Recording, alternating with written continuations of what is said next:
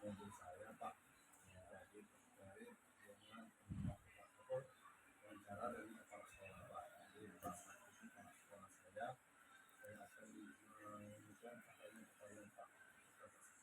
Bapak bersedia Pak? Sangat-sangat bersedia, silakan Pak.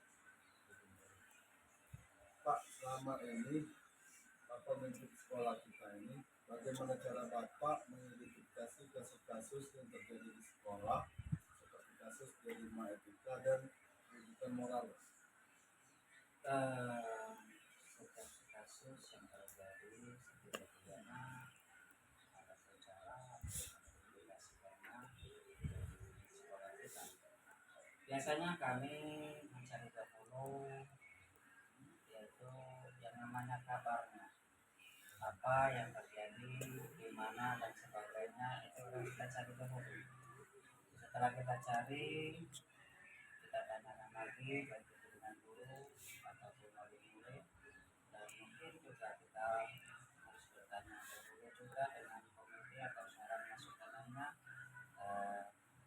ataupun juga mungkin melalui ahli dan sebagainya tentang mengenai kondisi dan juga perasaan murid ataupun secara guru secara berkala. Jadi selama ini bagaimana Bapak menjalankan pengambilan keputusan di sekolah sekolah kita Pak, terutama untuk kasus-kasus di mana ada dua pengertian kepentingan yang sama atau sama-sama mengandung nilai kebajikan? Satu kasus yang terjadi setidak-tidaknya kita dalam suatu menyelesaikan satu masalah itu tidak cukup hanya dengan saya saja selaku kepala sekolah. Setidak-tidaknya kasus itu kan kita kategorikan dahulu dengan sedang atau berat. Jadi dari situ kita dapat mencari suatu cara penyelesaiannya, sehingga kalau yang ringan ya cukup dengan beberapa orang saja, mungkin kesiswaan dan juga guru BK, dan juga mungkin yang berat mungkin kita setidak-tidaknya mendatangkan kehadiran daripada pendidik sekolah untuk menyelesaikan permasalahan tersebut. Lanjut, langkah-langkah atau prosedur seperti apa yang biasa Bapak lakukan selama ini dalam pengambilan keputusan Pak? Setidaknya setiap keputusan itu kan bukan hanya saja yang memutuskannya, apalagi dalam hal-hal yang sangat penting, terutama dari segi antara kenaikan kelas daripada siswa. Setidak-tidaknya suatu keputusan itu kita ambil dulu pemufakatan musyawarah seluruh warga sekolah, baik saya, guru, kesiswaan, ataupun wali kelas. Jadi di mana banyaknya pendapat yang baik itu yang kita ambil, dan itu keputusannya itu kan tidak menjadi suatu keputusan bersama, bukan hanya keputusan saya sendiri selaku kepala sekolah. Jadi melibatkan seluruh warga sekolah Pak? Seluruh warga sekolah yang terlibat. Jadi hal-hal apa saja Pak yang selama ini Bapak anggap efektif dalam pengambilan keputusan pada kasus-kasus delima etika nih Pak? Setidaknya setiap kasus tadi yang kita anggap efektif dan mengambil keputusan adalah dengan memutuskan sendiri bagi yang ringan, mungkin bagi yang sedang, melalui warga sekolah, kesiswaan dan sebagainya. Kalau yang berat kira-kira kita meminta bantuan dari pihak yang terkait, terutama komite sekolah, dalam hal menyelesaikan kasus-kasus yang terjadi di sekolah ini.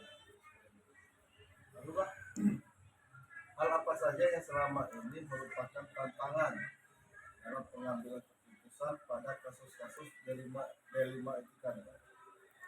Sekira-kiranya kita ambil dulu satu keadilannya, di mana kita ambil, kita lihat dulu yang mana yang benar dan sebagainya. Jadi setidak-tidaknya kita Assalamualaikum. kita ada suatu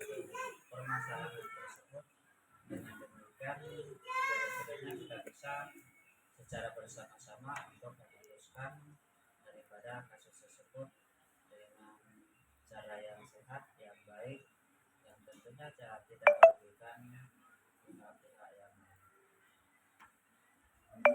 Apakah Bapak memiliki sebuah jadwal tertentu dalam sebuah penyelesaian kasus D5 etika Pak, lalu langsung menyelesaikannya di tempat, atau memiliki sebuah jadwal untuk menyelesaikannya, bentuk atau prosedur seperti apa yang Bapak gunakan? Setidak-tidaknya kalau berkaitan dengan jadwal, kalau jadwal itu setidaknya dalam 1 tahun itu ada 2 atau 3 itu berkaitan dengan kenaikan kelas ataupun yang berkaitan dengan keputusan daripada siswa yang kelas 9. Tapi kalau untuk kasus-kasus yang ringan dan sebagainya itu kita tidak mempunyai jadwal, itu setidak-tidaknya secara otodidak. Begitu kasusnya ada terjadi, dan kita setidaknya harus cepat untuk menyelesaikan hal-hal ataupun kasus itu dengan secara baik. Tapi alhamdulillah selama ini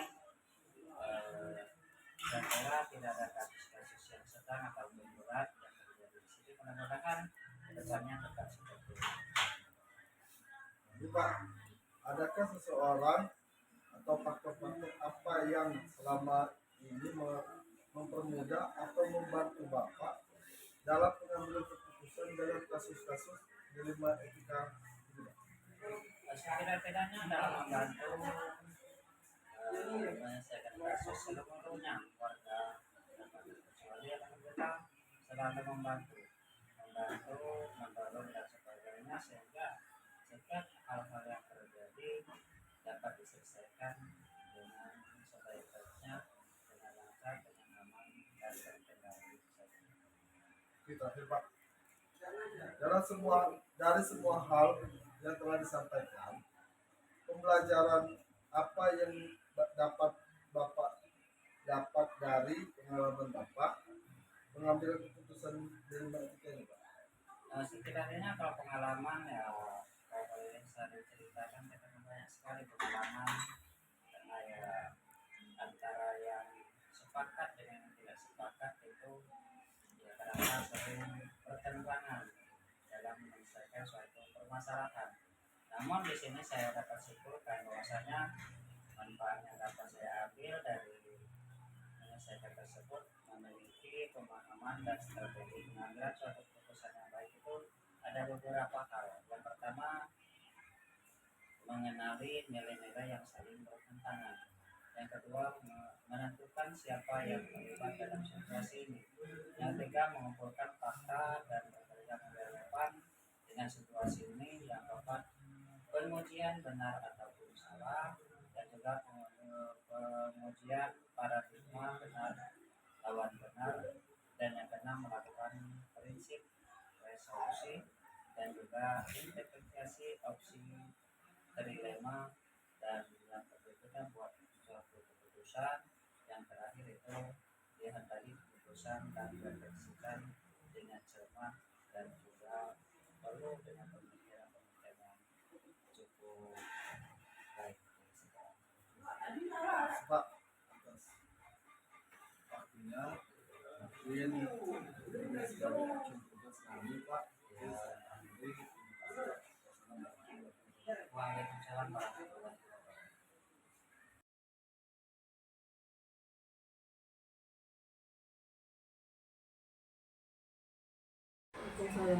Maaf Bu, saya dari SMP 1. Ya. Saya CCP angkatan 11. Saya sini tujuan saya Bu untuk menyelesaikan modul guru penggerak saya Bu. Jadi di modul ini saya mau minta tolong sama Ibu, mau mewawancarai kepala sekolah Bu. Apakah Ibu bersedia? Oh, siap, saya bersedia membantu Bapak untuk menyelesaikan tugas modul Bapak. Ya. Oke. Organisasi Bu. Langsung saja Bu ya. Oh, boleh. Jadi dari Ibu selama ini, bagaimana Ibu dapat mengidentifikasi kasus-kasus yang merupakan D5 etika atau keputusan moral? Oh, untuk mengidentifikasi kasus dilema etika atau butuhan moral, itu biasanya selama ini saya melihat dulu dari sudut pandang hukum.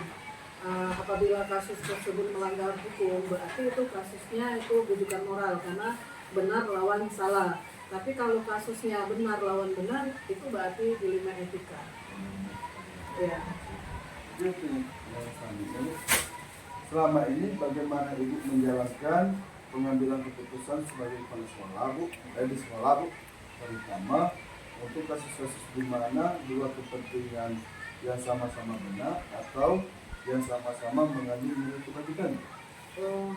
Kalau untuk mengambil keputusan untuk kasus yang sama-sama benar dan mengandung nilai kebajikan, itu biasanya saya mengidentifikasi kasus itu terlebih dahulu, kemudian menimbang secara matang yang paling benar, dan kemudian baru saya membuat keputusan yang dalam artian menguntungkan orang banyak. Ya. Jadi langkah-langkahnya Bu atau prosedur seperti apa yang biasa Ibu lakukan selama ini? Kalau untuk prosedur atau langkah-langkahnya itu yang pasti awalnya kita identifikasi dulu masalahnya, kemudian kita melihat dulu penyebab terjadinya permasalahan tersebut dan melihat juga siapa yang terlibat dalam permasalahan tersebut, kemudian menanyakan, artinya mencari data itu menanyakan dengan orang-orang yang terdekat, kemudian baru berdiskusi, lalu hasil diskusi itu baru kita putuskan. Sebelum diputuskan kita harus melihat efeknya dalam jangka waktu dekat maupun jangka waktu panjang. Jadi hal apa saja yang selama ini Ibu anggap efektif Bu dalam pengambilan keputusan pada kasus-kasus di dunia kita? Hal-hal yang saya anggap efektif dalam pengambilan keputusan itu, pertama saya menganalisis kasus tersebut, kemudian menentukan solusinya dan menyesuaikan, membuat keputusan itu menyesuaikan dengan peraturan yang ada yang berlaku dan mementingkan kepentingan umum, artinya kepentingan warga banyak, orang banyak ya, jangan mementingkan kepentingan pribadi saja, tapi untuk semua orang. Ya, baru kita putuskan. Ini hal apa saja yang selama ini merupakan tantangan dalam pengambilan keputusan pada kasus-kasus delik etika? Untuk hal yang selama ini menjadi tantangan untuk menentukan keputusan kasus delik etika itu memang agak rumit Pak, karena kasus itu sama-sama benar. Jadi kita itu benar-benar mengambil keputusan yang bisa menguntungkan kedua belah pihak dan mereka tidak ada yang merasa dirugikan. Kalau kasus ini yang benar lawan salah kita tahunya jelas kan, jelas. Nah pasti yang salah kita abaikan karena dia ini dia nggak tahu salah. Kalau sama benarnya agak ini rumit tadi. Ya. Apakah Ibu memiliki sebuah tata cara atau jadwal tertentu dalam sebuah penyelesaian kasus delik etika? Lalu apakah Ibu langsung menyelesaikan di tempat atau memiliki sebuah jadwal untuk menyelesaikannya, dan bentuk apa, prosedur seperti apa yang dijalankan? Untuk tata kelola atau jadwal, kalau melihat kasusnya biasanya saya tidak punya jadwal yang khusus, apalagi kalau kasusnya itu ringan. Biasanya saya langsung mengambil keputusan di tempat, langsung ditentukan. Tapi kalau kasusnya berat, pasti saya menggunakan langkah-langkah yang tadi yang dipertanyakan, misalnya mengidentifikasi dulu masalahnya, kayak itu. Jadi kita cari dulu, baru memutuskan. Tapi kalau yang ringan itu langsung ke tempat. Lanjut, yang dua pertanyaan lagi. Adakah seseorang atau faktor-faktor yang selama ini mempermudahkan atau membantu Ibu dalam pengambilan keputusan di kasus delik etika ini? Adakah faktor atau orang yang membantu ya Pak ya? Kalau yang membantu pasti saya sebagai pimpinan walaupun punya hak prerogatif, tapi tetap apapun keputusan yang saya ambil di sekolah ini saya tetap minta bantuan dari warga sekolah. Ada tim misalnya itu dari mulai waka kurikulum dan kesiswaan, guru-guru, jadi saya libatkan supaya putusan itu tidak merugikan pihak lain kayak gitu. Jadi dan efeknya juga bisa kita ini jangan ada efek, kita pertimbangkan efek jangka waktu panjang maupun pendeknya. Di ibu warga sekolah itu mau ikut Iya, diajak berdiskusi menyelesaikan masalah yang terakhir Bu.